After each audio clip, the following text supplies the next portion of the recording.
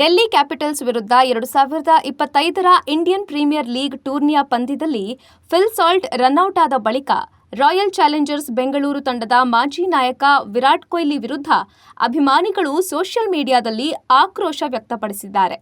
ವಿರಾಟ್ ಕೊಹ್ಲಿ ಅವರ ಸ್ವಾರ್ಥದಿಂದಾಗಿ Phil Salt run out ಆಗಬೇಕಾಯಿತು ಎಂದು ಫ್ಯಾನ್ಸ್ ಕಿಡಿಕಾರಿದ್ದಾರೆ. ಈ ಇನ್ನಿಂಗ್ಸ್ನಲ್ಲಿ 17 ಎಸೆತಗಳಲ್ಲಿ ಫಿಲ್ ಸಾಲ್ಟ್ ಅವರು 37 ರನ್ ಗಳಿಸಿ ತಮ್ಮ ಇನ್ನಿಂಗ್ಸ್ ಅನ್ನು ಮುಕ್ತಾಯಗೊಳಿಸಿದರು. ಎಂ ಚಿನ್ನಸ್ವಾಮಿ ಕ್ರೀಡಾಂಗಣದಲ್ಲಿ ಟಾಸ್ ಸೋತು ಮೊದಲು ಬ್ಯಾಟ್ ಮಾಡುವಂತಾದ ರಾಯಲ್ ಚಾಲೆಂಜರ್ಸ್ ಬೆಂಗಳೂರು ಪರ ವಿರಾಟ್ ಕೊಹ್ಲಿ ಜೊತೆ ಇನ್ನಿಂಗ್ಸ್ ಆರಂಭಿಸಿದ್ದ ಫಿಲ್ ಸಾಲ್ಟ್ ಆರಂಭದಲ್ಲಿಯೇ ಆಕ್ರಮಣಕಾರಿ ದಾಳಿ ನಡೆಸಿದರು.